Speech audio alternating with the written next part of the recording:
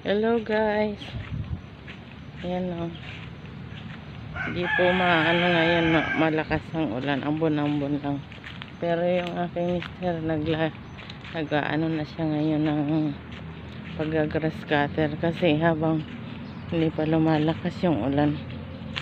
Maraba na yung damo doon kasi. Tapos ito na grass cutter na niya. Ayan siya. Mahinga. Kaya nahihinga din yung ano, yung ayan, mainit daw yan. Kaya ang makina, kaya hindi niya muna ginagamit. Mayang konti pagka nakahinga na yung mga alaga naman. Ito daming mangga.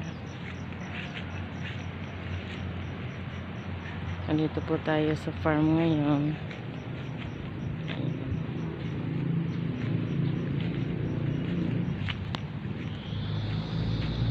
Ayan sila.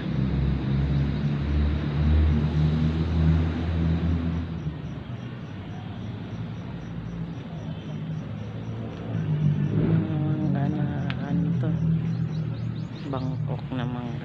Ayan ang aking Tisay ko yan. Lagi kong buntot yan. Yan si Max.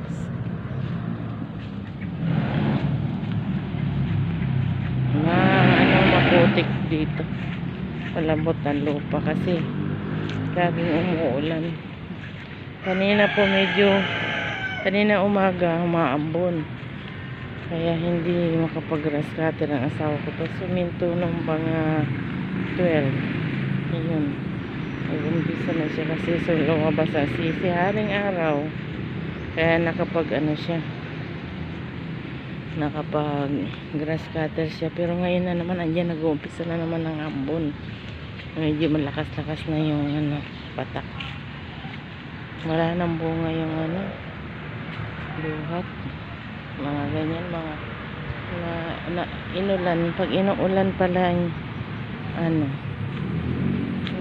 inuulanan ba o naulanan yung mga luhat, nagpapanat siya.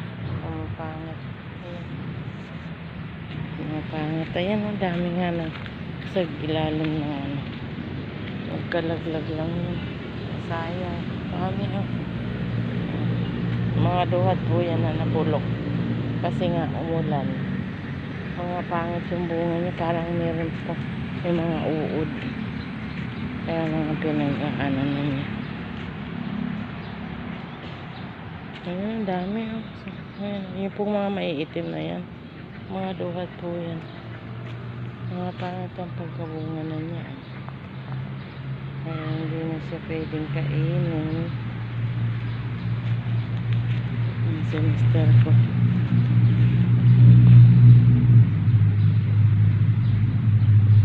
Pinapahinga kasi yung ng grass cutter makina. Kaya hindi siya makapag grass cutter kasi umiinit po. Kapapagawa lang po niya ng grass cutter kasi ayaw po mag-start. Kukuha na yung ginawa. Tapos naging okay na ulit. Ayan, nagamit niya.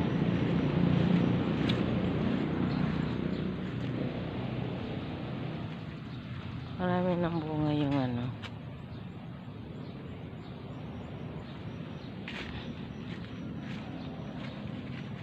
dami yung bunga ng apple niya.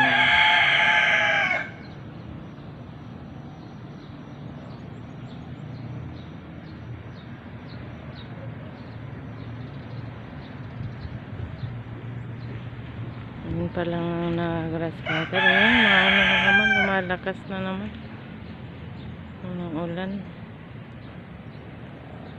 Bye guys.